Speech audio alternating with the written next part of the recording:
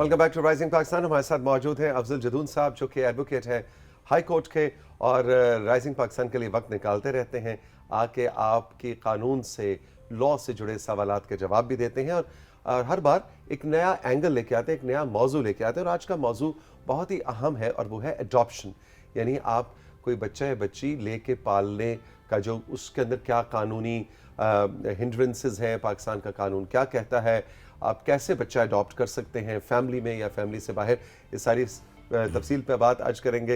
अफजल जदून साहब, good morning, अस्सलाम वालेकुम। वालेकुम अस्सलाम, कैसे हैं आप? ठीक हैं? बिल्कुल ठीक, बहुत बहुत शुक्रिया आपकी तशरीफ़ आवरी का। अच्छा जी, तो ज़रा सबसे पहले तो एक जनरल आसान अल्फाज में एक ओवरव्यू दें कि अडॉप्शन का सिलसिला पाकिस्तान में कानून के लेंस से कैसे है।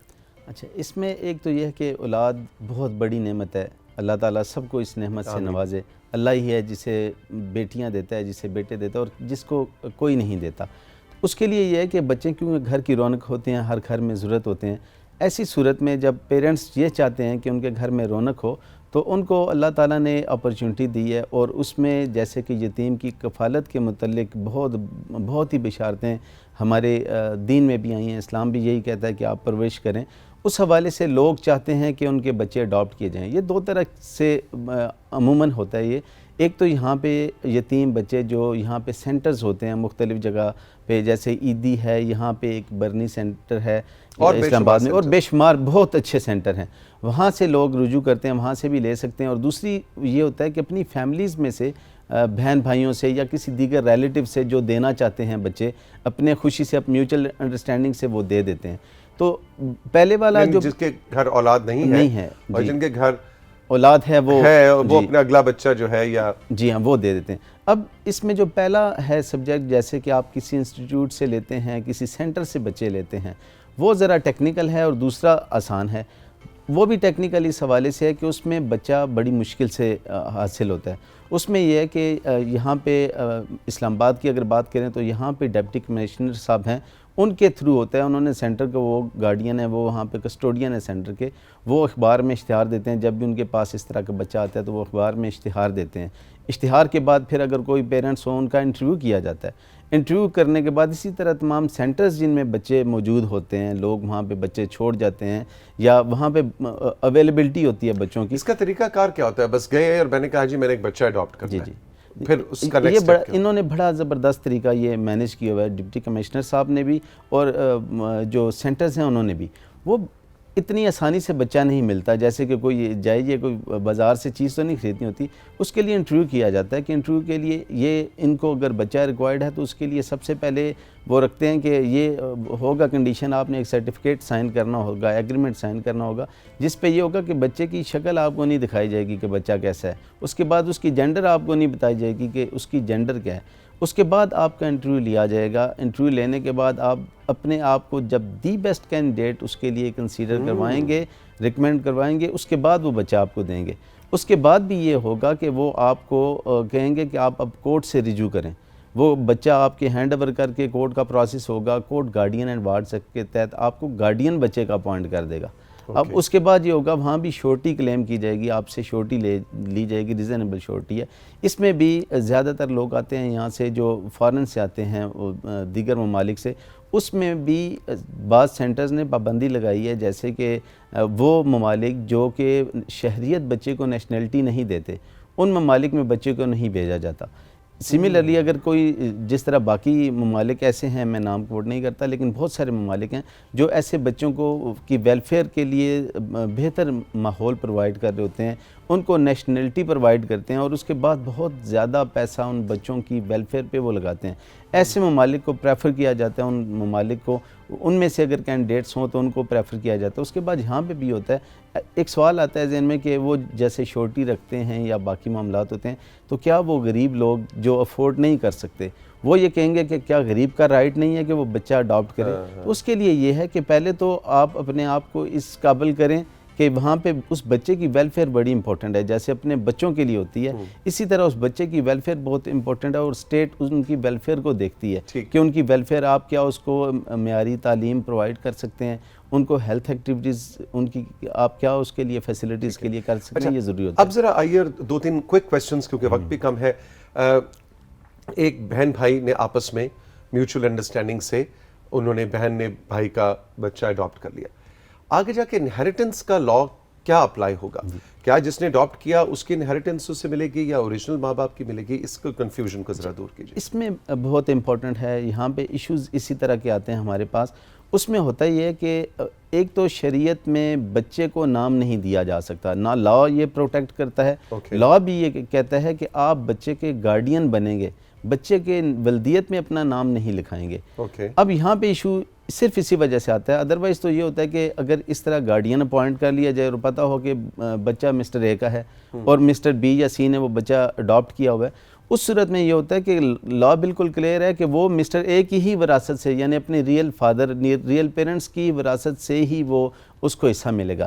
لیکن ایشو اس وقت آتا ہے یہاں پہ جس وقت بچہ بڑا ہو جاتا ہے اور اس کے نام کے ساتھ ولدیت میں نام ان کا آتا ہے جو اڈاپٹیو پیرنٹ ہے.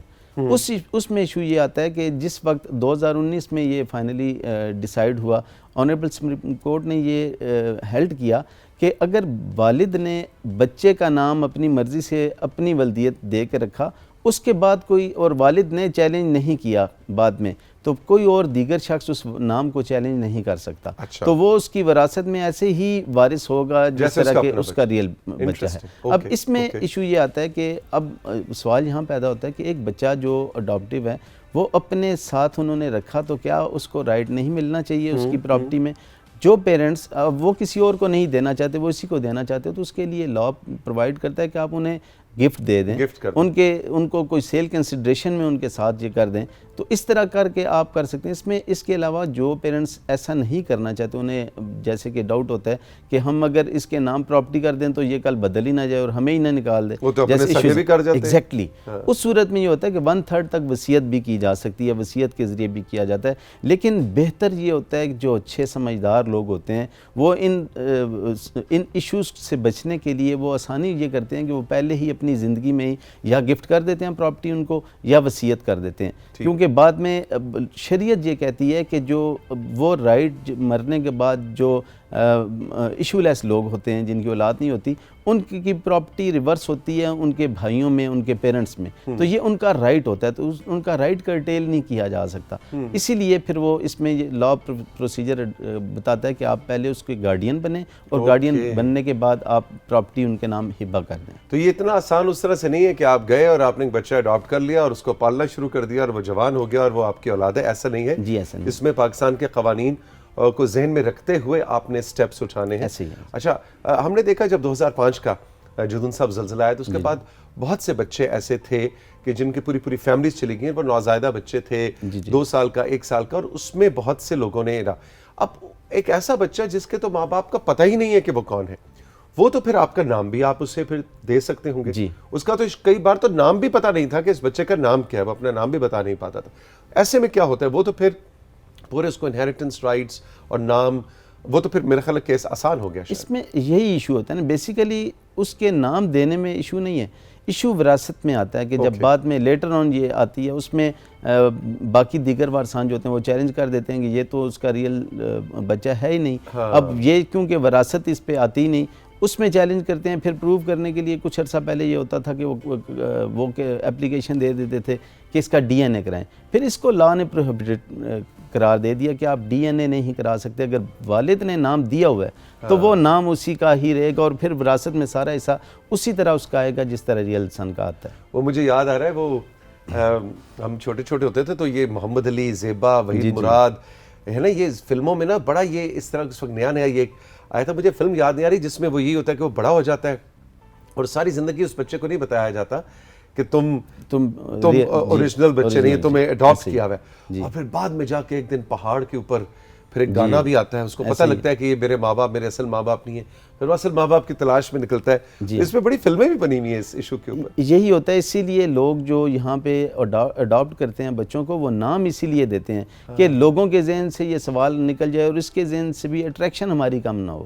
یہ ایک سائیکولوجیکل ایفیکٹ ہے جس کی وجہ سے کرتے ہیں. یہاں پہ جو ایشو آتا ہے وہ بہت زیادہ یہ آتا ہے کہ اچھے تعلقات میں اچھے ریلیشنز ہوتے ہیں تو پیرنٹس دے دیتے ہیں بچے کو, لیکن جب کبھی ایشو آتا جاتا ہے اس وقت آ کے میرا بچہ واپس میرا بچہ واپس کریں. ریئلی ایسا ہوتا ہے؟ ایگزیکٹلی, اور یہ بڑا پینفل ہوتا ہے اڈاپٹو پیرنٹ کے لیے بھی اور اس بچے کے لیے بھی بڑا پینفل ہوتا ہے. 10 سال انہوں نے اس بچے کو پالا اور اس کے بعد اچانک آپ ایک دن کہہ رہی نہیں یہ بچہ میرا ہے اور یہ میرا بچہ واپس کرو. ایسے ہی ہے, اسی لیے لا پروٹیکٹ کرتا ہے, اسی لیے کہا جاتا ہے کہ اگر ایسی سچویشن ہو تو آپ گارڈین کورٹ میں جائیں اور گارڈین کورٹ میں اپنے آپ کو اس بچے کا گارڈین اپوائنٹ کریں. آپ نے دیکھے ہوں گے جب آپ فارم فل کرتے ہیں اپنے بچوں کے, اس میں 2 آپشن ہوتے ہیں آپ کے پاس, پیرنٹس اور گارڈین.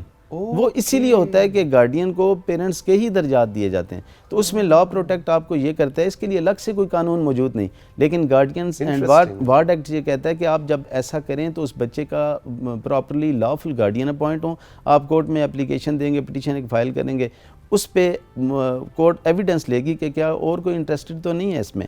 پھر پیرنٹس آئیں گے, پیرنٹس آ کے یا وہ سینٹر آئے گا, سینٹر کو آپ پارٹی بنائیں گے. وہ سینٹر, یہ دوستوں کو یاد رکھنا چاہیے کہ جب ہم ایسے کیسز کرتے ہیں تو جہاں سے بچہ لیا جاتا ہے ان کو پارٹی نہیں بنایا جاتا. ایون آپ اپنے ریلیٹیو سے لیتے ہیں ان کو بھی پارٹی بنائیں, اس کے علاوہ وہ سینٹر سے لے رہے ہیں سینٹر کو بھی آپ پارٹی بنائیں. پھر سینٹر آ کے اسٹیٹمنٹ دے دے گا جی کہ یہ بچہ ہم اس کو دے رہے ہیں, یا پیرنٹس آ کے دے دیں گے. وہ ایک کورٹ کی آپ کے پاس کورٹ کا آرڈر آ جائے گا, اس کے بعد خدا نخواستہ 10 سال بعد پوری ہوگی. جب وہ کلیم کریں گے تو اس وقت آپ لیگلی پروٹیکٹڈ ہوں گے. پھر پیرنٹس کو میٹنگ کا رائٹ تو دیا جائے گا, لیکن پیرنٹس کو یہ رائٹ کسی صورت نہیں دیا جائے گا کہ آپ بچہ واپس لے جائیں, کیونکہ اس بچے کی نفسیات اور اس کے ایموشنز کو دونوں کی, پیرنٹس کی بھی اور بچے کی بھی اور اس کے بھی. بہت اہم موضوع تھا اور بڑے آسان الفاظ میں آپ نے اس کو بیان کیا. ایک سوال آپ کے لیے آیا ہے جس کا اس موضوع سے کوئی تعلق نہیں لیکن بہت اہم سوال ہے کہ ہماری پاکستانی بہن نے بھیجا ہے. نہ ہم ان کا نام بتائیں گے نہ ہی ان کی جگہ کا نام بتائیں گے, کیونکہ سوال کی نوعیت اس طرح کی ہے کہ ہم ان کی کانفیڈینشیلٹی کو ضرور رکھنا چاہیں گے. کہتی ہیں کہ توثیق بھائی آپ نے جو لاء کا سیگمنٹ سجا رکھا ہے بہت اچھا ہے. میں اپنے گھر کا ایک مسئلہ آپ کو بتانا چاہتی ہوں. میرا شوہر مجھ پہ ہاتھ اٹھاتا ہے, مار پیٹ کرتا ہے, چھوٹی چھوٹی بات پر گالم گلوچ بھی کرتا ہے. میری ایک بیٹی ہے, اسے بھی پریشان کرتا ہے اور ہمیں کچھ سمجھ نہیں آ رہی. میں ایک تعلیم یافتہ خاتون ہوں, پڑھی لکھی ہوں, جاب کرنا بھی چاہتی ہوں, شادی چلانا بھی چاہتی ہوں, لیکن ساتھ ہی یہ جو ڈومیسٹک وائلنس ہے اس کا شکار ہوں. میں کیا کروں؟ کیا پولیس کے پاس جاؤں, کسی عدالت میں جاؤں, کوئی وکیل کراؤں, کیا کروں؟ بڑا زبردست ان کا مسئلہ ہے اور بڑا پینفل ہے, لیکن اس کو لائٹر موڈ میں لیتے ہوئے کہ یہ مسئلہ صرف خواتین کے ساتھ نہیں ہے, یہ میل سیگمنٹ کے ساتھ بھی ایسے ہی ہے. ان کو بھی ہمارے پاس وہ لوگ بھی آتے ہیں, وہ بھی بتاتے ہیں کہ ہمیں بھی اس طرح ٹارچر کیا جاتا ہے. What is the solution? اس کا سلوشن جو ہے, ایسے میں اگر خدا نخواستہ وہ فزیکلی ٹارچر کرتا ہے تو اس کے لیے تو ڈیفینیٹلی انہوں نے کلیئرلی لکھا ہے کہ مار پیٹ کرتا ہے. جی ہاں, وہ فزیکلی کرتا ہے.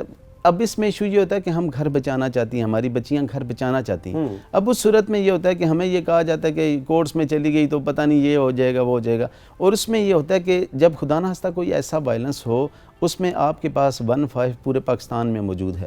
آپ اگر ایسا وہ ایکسیڈ کر گیا لمٹ تو اس صورت میں آپ 15 پہ کال کر سکتی ہیں. اس کے بعد ویمن اسٹیشن ہر ضلع میں, ہر تحصیل میں ویمن اسٹیشن بنے ہیں, وہاں ویمن پولیس اسٹیشن پہ آپ جا سکتی ہیں.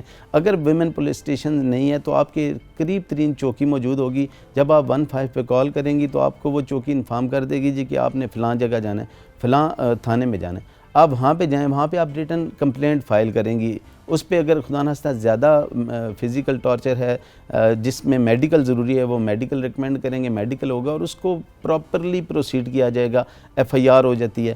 اس کے بعد دوسرا جو اہم ہے یہاں سے وہ یہ ہے کہ آپ کورٹ کو رجوع کریں. اگر ایسی صورتحال آپ کے پاس پیش آ رہی ہیں, آپ فوراً کورٹ میں جائیں. کورٹ میں آپ فیملی کورٹ آپ کا موجود ہے. ڈومیسٹک وائلنس کے حوالے سے فیملی کورٹ ہی پہلے, یہ فیملی کورٹ کو ہی رائٹس دیے گئے ہیں, یہ اختیارات دیے گئے ہیں کہ وہی وائلنس کو بھی وہ دیکھتا ہے اور ان تمام میٹرز کو دیکھتا ہے. اور خدا نخواستہ کوئی ایسا میٹر ہوتا ہے تو اس میں اب وہ جو فیملی جج ہے اسی کو میجسٹریٹ کے اختیار دے کے بتا دیا گیا کہ اگر وہ ایسا فیل کرے گا تو وہ ایسے اس میں پنشمنٹ بھی دے سکتا ہے, سزا بھی دے سکتا ہے. لیکن اس کا جو پرماننٹ سلوشن میں نے دیکھا ہے وہ تھانوں میں نہیں ہوتا. یہ سلوشن جو ہے وہ سلوشن آپ کو ملے گا کورٹس میں ہی. آپ آئیں گے کیونکہ کورٹس میں جب آپ کیس فائل کریں گی اس کے بعد کورٹس آپ کی ریکنسیلیشن میٹنگ کرواتی ہے. کورٹ پہلے اس کو چاہتی ہیں کہ آپ کا ہو جائے, تو اس میں ہوتا ہے یہ کہ سیٹلمنٹ ہو جاتی ہے, پھر وہ کورٹ میں ایگریمنٹ ہو جاتا ہے, مان لیتا ہے, اس کو احساس ہو جاتا ہے کہ اب یہ چیز جو ہے بہت سیریس ہے. ریکنسلیشن میٹنگ میں ججز کی ذمہ داری ہے کہ وہ دونوں پارٹیز کو سامنے بٹھا کے خود اس کی ریکنسلیشن کریں. 1 2 3 زیادہ جتنے بھی چانسز ہوں اس میں دیے جاتے ہیں، ایون کہ وہ اپیلنٹ سٹیج تک بھی ڈیسائیڈ ہو جاتا ہے. فیملی کورٹ میں 2 طرح کی ریکنسلیشن ہے، ایک پری ٹرائل اور پوسٹ ٹرائل. پری ٹرائل سے مراد ہے کہ کیس آپ کرتے ہیں تو ٹرائل کے سٹارٹ ہونے سے پہلے وہ ریکنسلیشن کراتے ہیں. پھر اگر وہ سمجھتے ہیں کہ یہ ریکنسلیشن نہیں ہوئی، ایویڈنس ہوتی ہے، فیصلہ کرنے سے پہلے بھی ایک دفعہ فیملی کورٹ بٹھاتی ہے. یہ لازمی ہے، یہ مینڈیٹری پروویژن ہے، اس میں بٹھاتی ہے، پھر ریکنسلیشن ان کی کراتی ہے. بہت بہت شکریہ جدون صاحب، thank you very much. Rising Pakistan میں ساتھیوں وقت ہے ایک چھوٹے سے بریک کا، اور بریک کے بعد آپ کی ملاقات کروائیں گے جاوید بابر صاحب سے، جو کہ پشتو اردو فلموں کے حوالے سے، ٹی وی ڈراموں کے حوالے سے ایک بہت بڑا نام، اور تو ان کے صاحبزادے منصور بھی ایکٹنگ کر رہے ہیں، تو دونوں کو ہم نے بلوایا. جناب ان سے کوئی سوال ہو تو واٹس ایپ نمبر پہ آپ ضرور بھجوائیں. آج ذرا ان سے کچھ کہانی کرتے ہیں، ان کی پرانی یادوں کی پوٹلی کو کھولتے ہیں. دیکھیں نا، جتنی عمر بڑھتی جاتی ہے نا، گرہیں جو ہے نا وہ سخت ہو جاتی ہیں یادوں کی. آج ہم نے بیٹھنا ہے رائزنگ پاکستان میں گرما گرم چائے کے ساتھ ان کی یادوں کی پوٹلی کھولنی ہے اس چھوٹے سے بریک کے بعد.